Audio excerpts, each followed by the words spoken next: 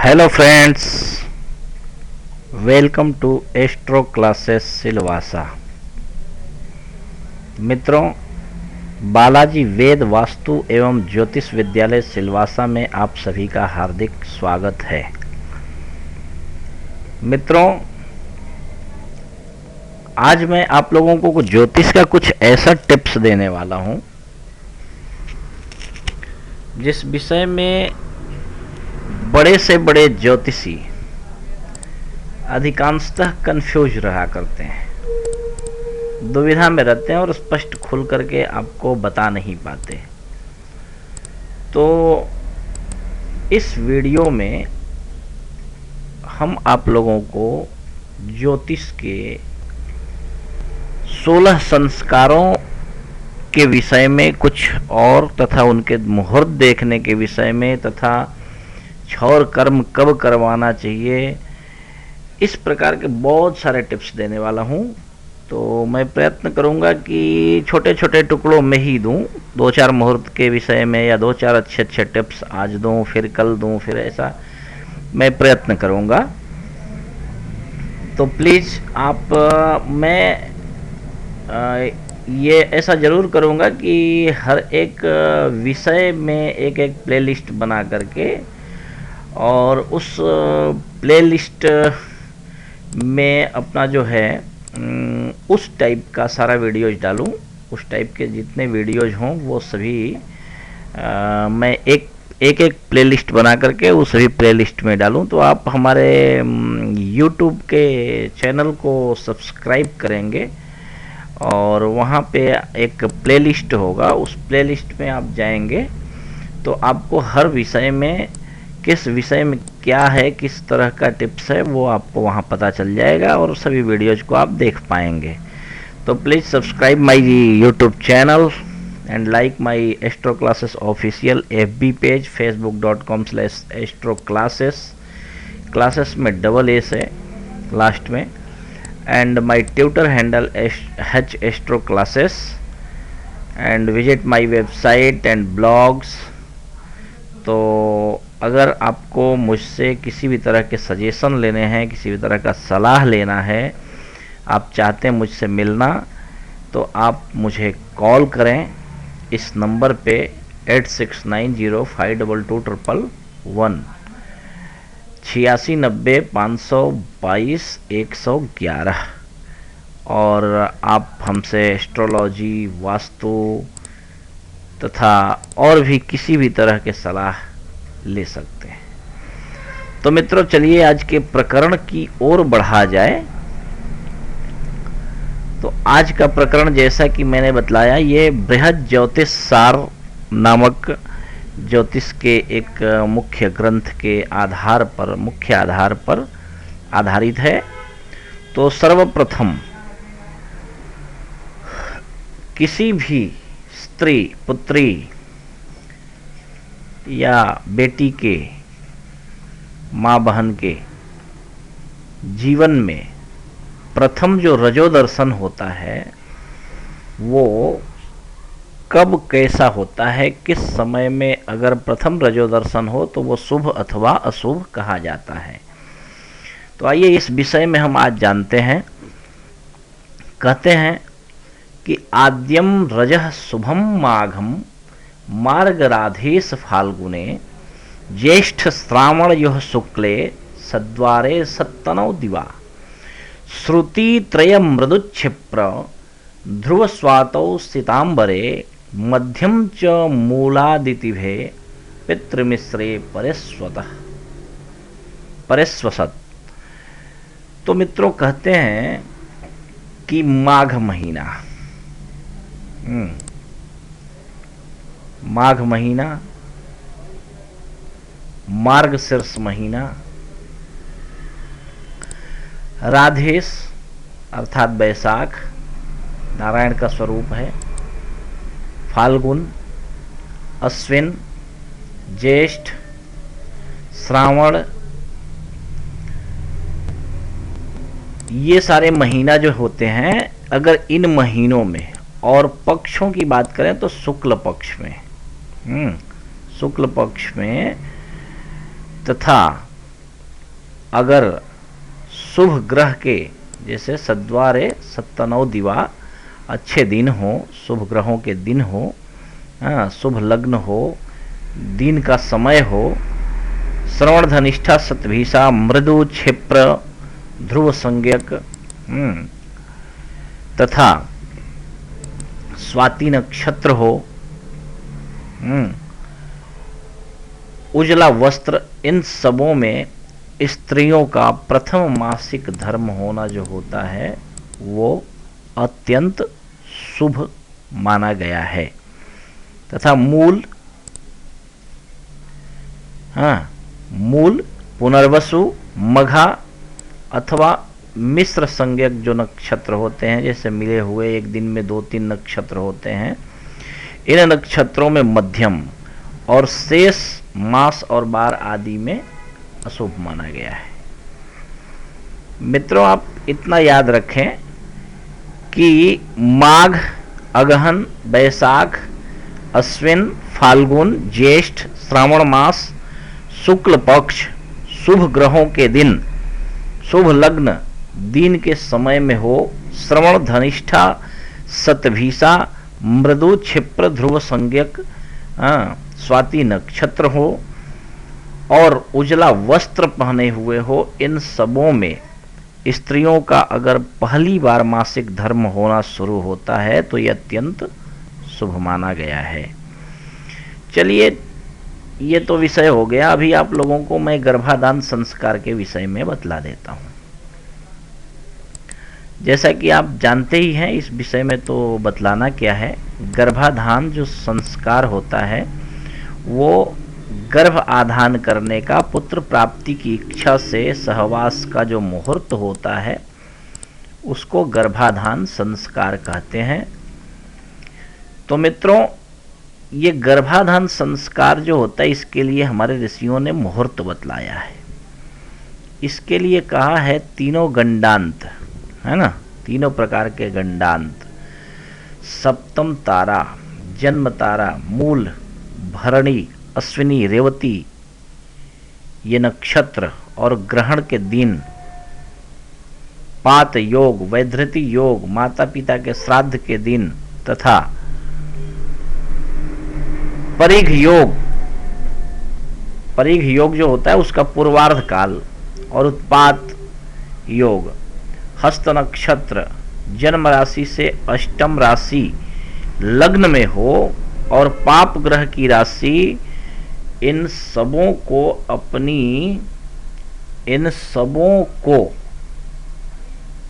गर्भाधान मुहूर्त के लिए त्याज्य माना गया है। मित्रों, आप लोग समझे या और बताऊं विस्तृत रूप में? आप इसको दोबारा प्ले करके सुन सकते हैं। मैं एक ही बात अगर बार बार बोलूं तो वीडियो काफी लंबा हो जाता है।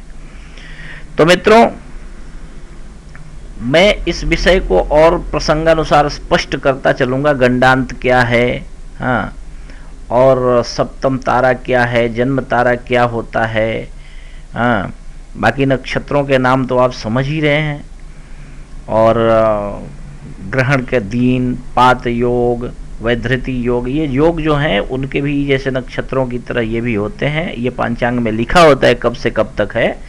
इस विषय को आप देख सकते हैं। माता पिता के श्राद्ध के दिन तथा दिन में भी ऐसा नहीं करना चाहिए, समागम नहीं करना चाहिए। परिघ योग हो उसका पूर्वार्ध काल त्याज्य होता है, उत्पात योग हो उसका भी वो भी त्याज्य होता है। हस्त नक्षत्र में नहीं करना चाहिए। जन्म राशि से अष्टम राशि अगर लग्न में हो जिस काल में, जिस समय में, उस समय में भी सहवास नहीं करना चाहिए, क्योंकि वो मृत्यु कारक घर या भाव हो जाता है।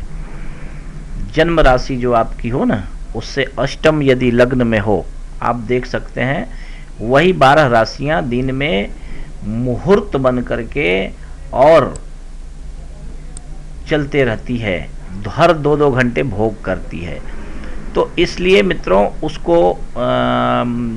उसको जो है लग्न कहा जाता है। और ऐसा लग्न जो अगर अष्टम आपकी जन्म राशि से अष्टम जो राशि, जैसे आपकी मेष राशि है जन्म राशि, और अष्टम राशि कौन हुई? वृश्चिक हुई। तो वृश्चिक लग्न में अगर अभी दिन में मान लो कौन सा लग्न चल रहा है ये आपको देखना है। हाँ, तो पंचांग में कहाँ से लग्न देखा जाता है ये मैं पंचांग का स्कैन करके जब ही लाऊंगा तो आप लोगों को उसका दिखा करके बता दूंगा। वैसे ये बड़ा आसान है, आप सॉफ्टवेयर से भी देख सकते हैं इस विषय को। तो कौन सा लग्न चल रहा है उस विषय में आप देख सकते हैं, मैं आप लोगों को बतला देता हूँ। तो इसलिए अष्टम जो लग्न अगर चल रहा हो उस समय में 2 घंटे का होता है, उस 2 घंटे तक सहवास न करें गर्भाधान की इच्छा से। गंडांत में जन्म जो होता है वो निषेध माना गया है। अगर किसी बच्चे का गंडांत में जन्म हो, ऐसा नहीं होना चाहिए, उसको हमें बचाना चाहिए। ये गंडांत जो होता है 6 नक्षत्र है ना, मूल नक्षत्र जिन्हें कहा जाता है, अश्विनी, रेवती, श्लेषा, मघा, ज्येष्ठा और मूल, ये 6 नक्षत्र जो होते हैं वो गंडांत कहे जाते हैं। तो इसमें जन्म होना अशुभ माना गया है, अशुभ माना जाता है। इसलिए अगर ऐसा कभी हो, हाँ, लिखा है नक्षत्र राशि गंडान्ते यदि जन्म भवेत् तदा शांति ही कार्या प्रयत्नेन तत्पित्रा विधि पूर्वका। कहते हैं यदि नक्षत्र राशि गंडांत में किसी का जन्म हो तो उसका पिता अवश्य दोष निवृत्ति के लिए विधि पूर्वक शांति करवाए, शांति कर्म करवाए। ऐसा न करने से पिता, माता अथवा जातक की मृत्यु संभव है। तो इसलिए गंडांत में जन्म निषेध माना गया है, अच्छा नहीं माना गया है। इसलिए इसकी शांति की प्रक्रिया अवश्यमेव कर्तव्यम है ना, शांति ही कार्या प्रयत्नेन। तो अब आप समझ ही गए होंगे। अब सीमंत पुंसवन एक संस्कार होता है, इसका मुहूर्त क्या होता है वो भी मैं आपको बतलाऊंगा कैसे देखना चाहिए। तो सीमंत पुंसवन जिसे एक संस्कार होता है, संस्कारों की प्रक्रिया में है ना, जैसे गर्भाधान संस्कार होता है। हाँ, तो इस संस्कार को हम हमारे यहाँ हमारे 16 संस्कारों में मुख्य स्थान प्राप्त है। पुंसवन संस्कार जैसे इसमें होता क्या है कि जो स्त्री गर्भवती हो उस स्त्री के लिए, उस स्त्री का उसके पति के साथ, जैसा कि मैंने बतलाया था आप लोगों को लग्न के विषय में कि कौन सा लग्न है। जैसे मान लो आपकी कुंडली मेष लग्न की है, यहाँ लग्न में एक बैठा हुआ, एक अंक बैठा हुआ है, और आपकी अष्टम जो राशि है वो वृश्चिक हुई। तो वृश्चिक दिन में 11:22 से आज 13:37 तक था, है ना। तो इस प्रकार आप यहाँ से लग्न देख सकते हैं कि वो कितने बजे से कितने बजे तक कौन सा लग्न है, तो उसमें उसका परित्याग आप कर सकते हैं। तो चलिए हम अपने विषय की ओर चलते हैं। सीमंत पुंसवन संस्कार एवं जो मुहूर्त होता है वो मैं आप लोगों को बतला रहा हूँ। तो पुंसवन संस्कार जो होता है सीमंत, हाँ, इसमें होता यह है कि जो स्त्री गर्भवती हो वो पति के साथ बैठ करके गणपति आदि देवी देवताओं, कुल देवता का पूजन करके, थोड़ा सा हवन करके, फिर इसमें उस स्त्री का जो पति होता है वो उनके बाल ऊपर की ओर उठाते हैं, है ना। बाल उठाने का मतलब बिल्कुल प्रसन्न चित्त होना और बालक पे इसका शुभ असर पड़ना, और बिल्कुल जो है ये एक ऐसी प्रक्रिया हमारे ऋषियों द्वारा हमारे लिए बनाई गई है कि बच्चा जो है, जब माँ प्रसन्न रहेगी तो बच्चा भी प्रसन्न चित्त पैदा होगा, अच्छा पैदा होगा, स्वस्थ पैदा होगा। इसलिए ये हमारे ऋषियों की सोच रही है और अच्छे संस्कार उसमें जाएं। तो इसका मुहूर्त चलिए देख लेते हैं कि कब इसको करना चाहिए, कि इस महीने में करना चाहिए। तो कहते हैं कि बृहस्पतिवार हो, सूर्यवार हो अथवा मंगलवार को दिन में मृगशिरा पुष्य, मूल, श्रवण, पुनर्वसु, हस्त, ये नक्षत्र हों। कौन कौन? मृगशिरा, पुष्य, मूल, श्रवण, पुनर्वसु और हस्त, ये 6 नक्षत्र होने चाहिए। और गुरुवार, रविवार और मंगलवार का दिन, 3 दिन, 7 दिनों में से 3 दिन और 27 नक्षत्रों में से 28 नक्षत्रों में से 6 नक्षत्र इनमें, तथा रिक्ता तिथि में अमावस्या, द्वादशी, षष्ठी, अष्टमी, अष्टमी, इन तिथियों को छोड़ करके और तिथियों में, हाँ, शुभ ग्रह केंद्र त्रिकोण में हो ऐसा मुहूर्त देखना चाहिए। पाप ग्रह, जैसे मुहूर्त देखने के लिए आप यहाँ से देख सकते हैं कि ये मान लो अगर हमें 7 बजे सुबह का किसी ने मुहूर्त बतलाया, तो आप यहाँ देख सकते हैं कि ये 7 बजे कन्या लग्न है।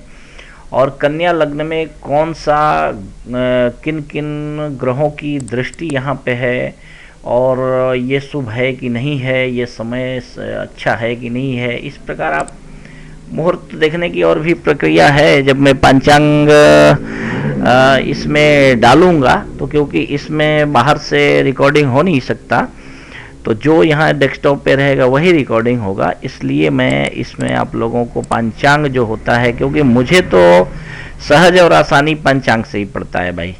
अभी समस्या यह है कि सारी दुनिया टेक्निकल हो गई है, इलेक्ट्रॉनिक हो गई है, तो हमारी भी मजबूरी है, अन्यथा हम तो ज़्यादातर पंचांग से ही देखना पसंद करते हैं, तो इसलिए उसमें हमें बहुत आसानी होती है। ये सॉफ्टवेयर में तो बस कुंडली निकल के आ जाए और डिग्रियां पता चल जाए, इतना तो बहुत हमारे लिए हो जाता है।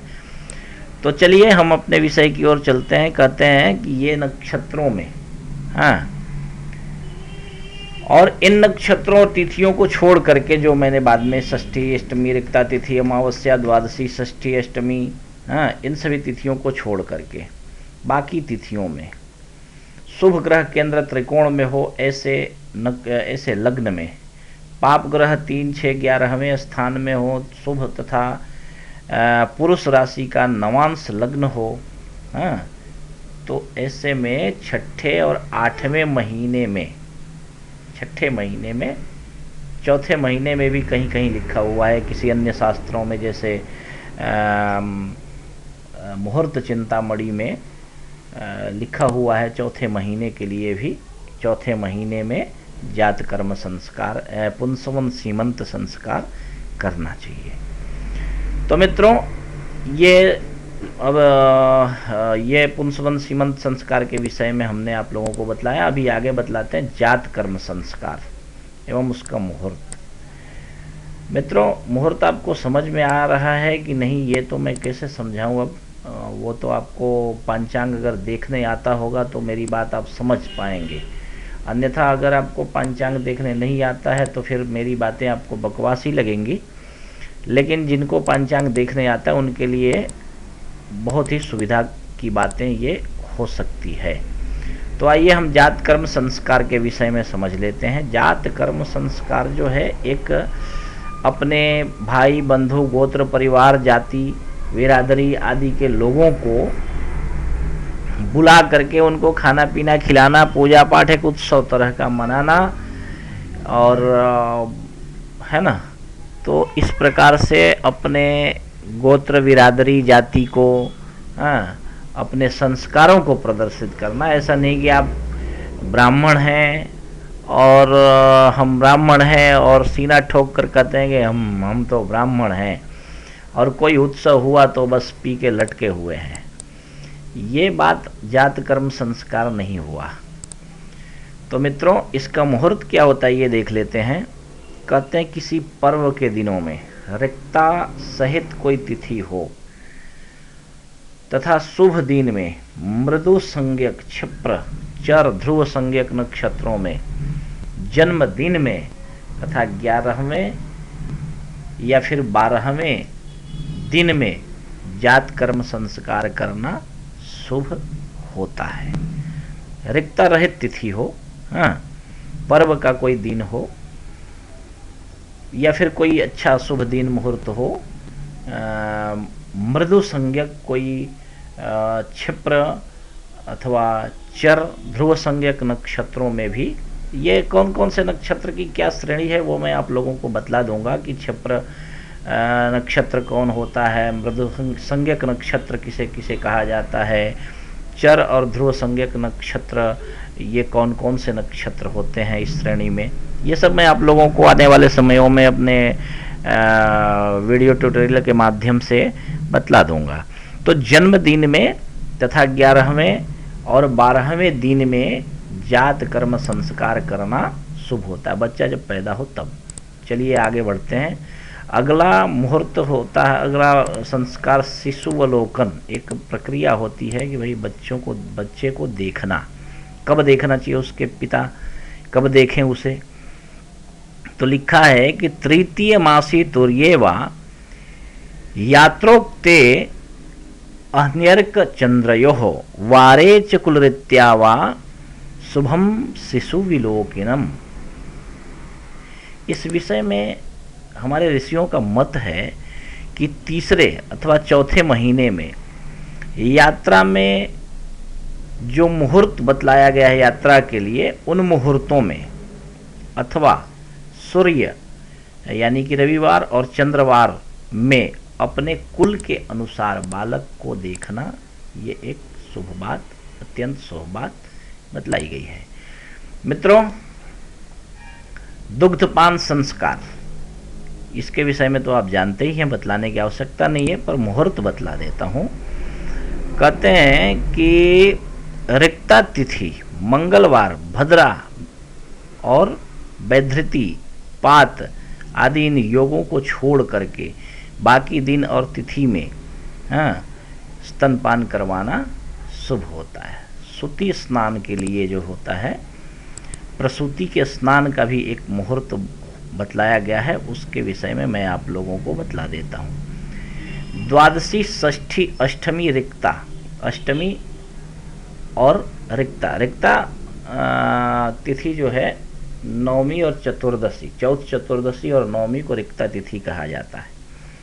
तो इन रिक्ता तिथियों से, है ना, द्वादशी, षष्ठी, अष्टमी और रिक्ता, इनसे भिन्न तिथियों में मंगलवार, रविवार और गुरुवार में चित्रा को छोड़ करके बाकी, जैसे मृदु संज्ञक जो होता है वो मृगशिरा, रेवती और अनुराधा, ये 3 नक्षत्रों को मृदु संज्ञक कहा गया है। मैं प्रसंगानुसार सब बातें आपको बतला ही दूंगा, समझा दूंगा। थोड़ा आप अगर पांचांग देखना जानते हैं तो आपके लिए समझना काफ़ी अच्छा रहेगा। तो स्वाति, अश्विनी, इन नक्षत्रों में सूती स्नान करना, प्रसूति स्नान करना शुभ माना गया है। नामकरण संस्कार के विषय में आप जानते हैं, बच्चे का नाम रखा जाता है। तो नाम एक वैदिक प्रक्रिया है, राशि का नाम, और शास्त्रों में ये भी कहा गया है कि राशि के नाम को हर समय नहीं लेना चाहिए, लेकिन बिना राशि के नाम और बिना राशि देखे अपना विवाह या कोई भी नया कर्म या कोई भी इस तरह का कर्म नहीं करना चाहिए। तो नामकरण राशि के आधार पे किया जाता है।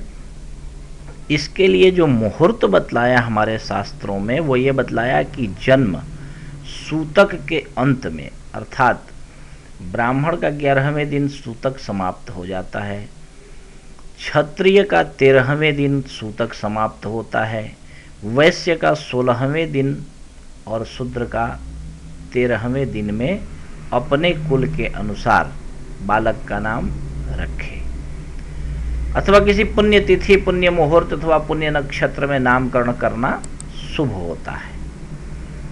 मित्रों, दंतोत्पत्ति शुभाशुभम, किस समय में बच्चे का दांत निकले तो वो शुभ होता है, इस बात के विषय में चर्चा करते हुए ऋषि बतलाते हैं कि जन्म से 5 महीने तक दांत निकलना शुभ नहीं माना गया है। अगर 5 महीने के अंदर में दांत निकल जाए तो ये शुभ बात नहीं, अच्छी बात नहीं है। 6ठे महीने में शुभ माना गया है, तथा दंत सहित बालक का जन्म अगर हो तुलसीदास की तरह तो ये भी शुभ नहीं माना गया है। दोलारोहण, निष्क्रमण संस्कार जिसे कहा जाता है। दोलारोहण आजकल तो मैं देखता हूँ कि बच्चा पैदा नहीं हुआ, हॉस्पिटल में माताजी भर्ती हुई और बच्चे के लिए झूला खरीद के आ जाता है। भाई आप बच्चे को प्यार करो, इसमें कोई दिक्कत हमें नहीं है। बच्चे तो प्यार के लिए ही पैदा होते हैं, और जिन बच्चों को जितना प्यार मिलता है, जितना माँ बाप का दुलार मिलता है, वो अच्छे होते हैं। इसमें मुझे कोई शिकायत नहीं है।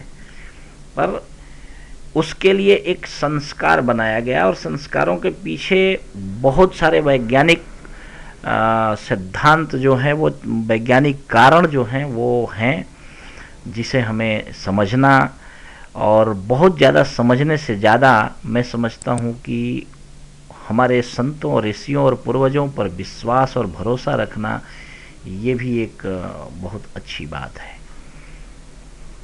तो मित्रों, आइए हम इस विषय में जो मुहूर्त बतलाया गया है हमारे ऋषियों के द्वारा, वो मैं आप लोगों को बतला देता हूँ।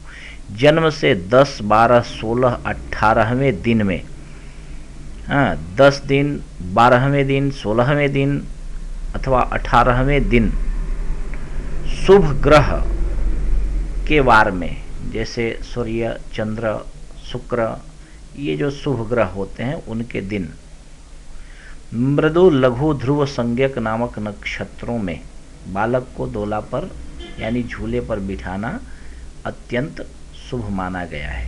तथा चौथे महीने में अथवा जन्म से 12वें दिन में यात्रा के लिए जो मुहूर्त बतलाए गए हैं, उन मुहूर्तों में बालक को पहली बार घर से बाहर ले जाना, निष्क्रमण, है ना, घर से बाहर भी कब ले जाना चाहिए ये बात बतलाते हैं कि 12वें दिन या यात्रा के लिए जो मुहूर्त बतलाया गया है, उन मुहूर्तों में बालक को पहली बार घर से बाहर ले जाना चाहिए।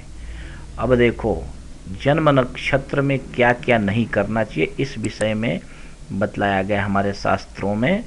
कहते हैं कि निष्कासन, हाँ, अन्नप्राशन, कर्णवेद और विवाद जैसे मुकदमा, कलह आदि, यात्रा, युद्ध, खेती का आरंभ, औषध सेवन, ये सब जन्म नक्षत्रों में नहीं करना चाहिए। हाँ, निष्कासन मतलब किसी को घर से अगर निकालना, भगाना भी हो या कहीं जाना हो, हाँ, तो जन्म नक्षत्र में ऐसा नहीं करना चाहिए। जो आपके जन्म का नक्षत्र हो, आप याद रखें आपके जन्म का नक्षत्र क्या है। अन्नप्राशन जैसा कोई भी कर्म आपके बच्चे हों या बच्चे के जन्म नक्षत्र में, उसका अन्नप्राशन नहीं करवाना चाहिए। कर्णवेद, कान जो छिदवाया जाता है, वो भी जन्म नक्षत्र में नहीं करना चाहिए। किसी मुकदमे की शुरुआत, किसी से झगड़ा आदि जन्म नक्षत्र में न करें, उसमें आपको हानि हो सकती है। यात्रा कहीं करना हो, युद्ध में आक्रमण वगैरह करना हो, खेती, औषधि, ये सब जो है जन्म नक्षत्र में नहीं करना चाहिए। अब अगला जो मुहूर्त के विषय में बतलाते हैं, अन्नप्राशन का मुहूर्त। इस विषय कर्ण, वेद संस्कार एवं मुहूर्त तथा चूड़ाकरण आदि, ये सब हम जो है आप लोगों को अब अपने अगले अंक में बताएंगे, क्योंकि ये वीडियो फिर काफ़ी लंबा हो जाएगा। तो मैं चाहता हूँ कि थोड़ा थोड़ा ही करके आप लोगों को बताऊं। तो चलिए, ये जो है अब अपने अगले वीडियो में बताएंगे। तो आप जो है यहाँ तक आपने समझ लिया होगा, जहाँ तक मुझे लग रहा है। तो अगर आपको समझ में न आए तो ये बात आप हमारे फेसबुक पेज पर भी इस विषय में, अथवा हमारे ब्लॉग में जाकर के इन सब विषयों को आप सर्च कर सकते हैं, देख सकते हैं। उसमें ये सब मुहूर्त के विषय में लिखा हुआ है।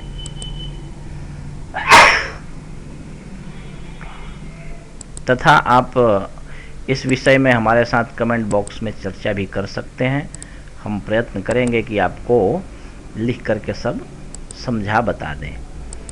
तो आप इन विषयों को स्पष्टता से समझें तथा इसके अनुसार, शास्त्रों के अनुसार आचरण करें। ये आपके लिए तथा सबके लिए लगभग अच्छा और शुभ फलदायी होगा। तो मित्रों, आज का ये प्रकरण यहीं पे समाप्त होता है। आगे हम और भी चर्चा करेंगे। तो please subscribe my YouTube channel and like my official Facebook page, facebook.com/astroclasses double s है, and follow me on Twitter @astroclasses and visit my website. Thanks for watching. Call for appointment and any suggestions, suppose that astro vastu etc. तो मेरा number है 8690522111। आप मुझसे संपर्क कर सकते हैं अपॉइंटमेंट लेकर के। तो please subscribe my YouTube channel and thanks for watching. Bye and take care. Thanks.